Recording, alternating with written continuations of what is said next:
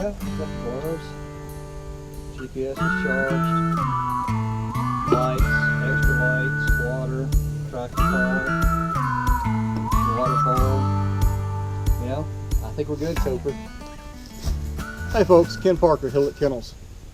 Just kind of going through our tracking bag. Cooper's tuned up and ready to go. And I've got all of our GPS charged up, our lights charged up, all of our gear's ready to go in case we get a call tomorrow. It's opening day of bow season in Georgia, which means it's opening day of tracking season.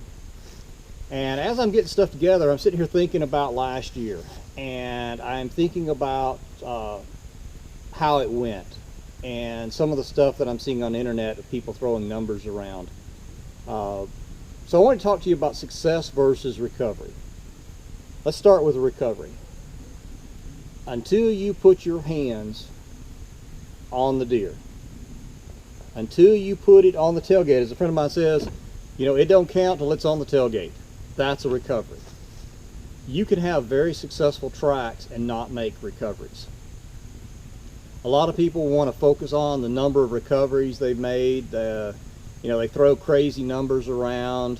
You know, every year we see somebody throws out, well, I've got an 80, 90, or a, you know, if it's dead, my dog will recover it 100% of the time.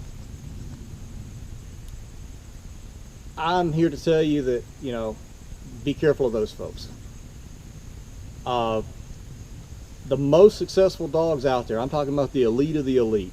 You know, if they hit 75% recovery rate, you know what, off lead, they're doing really good. You know what, if you're on lead and you can get north of 50%, 60%, you've done a really good job on lead. There's so many variables out there that affect tracking that are out of our control. You know what, here in Georgia, once you hit a property line, if you don't have permission, that's where the track ends. You know, last year I had probably 20 tracks that ended at the property line because the hunter didn't know who to contact or have a phone number. They may have known the landowner's name, but they didn't have a way to contact them. We had to stop. I think 2/3 of those at least were recoverable deer. But as far as numbers go, that's unsuccessful. You know, I won't say unsuccessful. It was a non-recover. And so, you know, last year we only had a 22 out of 69 recoveries, meaning I put 22 deer on the tailgate.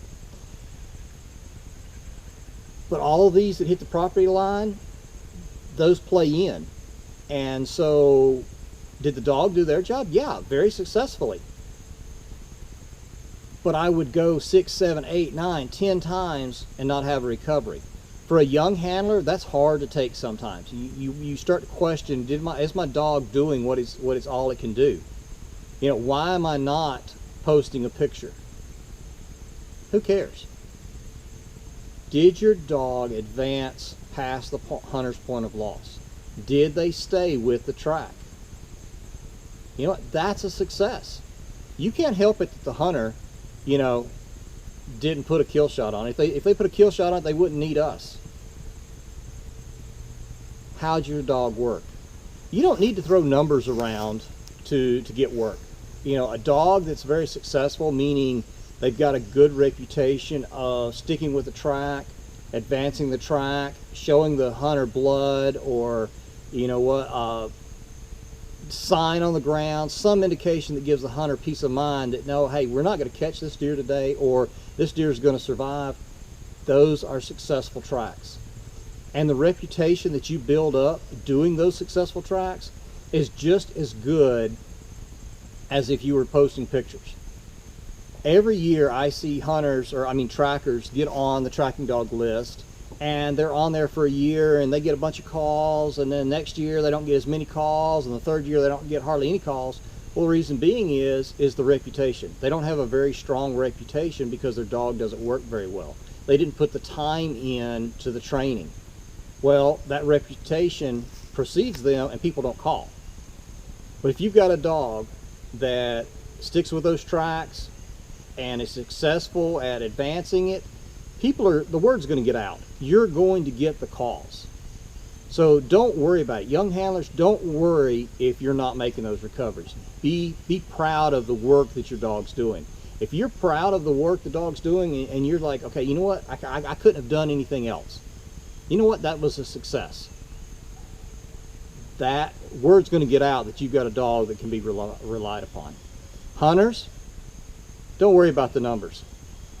You know what, if the dog's got the reputation, the handler's got the reputation of having good dogs, you're going to get the good work out of them. Now, let me say this. Every dogs are like humans. They have bad days. That's the reason I've got 2 dogs. If one's having a bad day, I can always go to the other. That helps me have a better chance of making a recovery.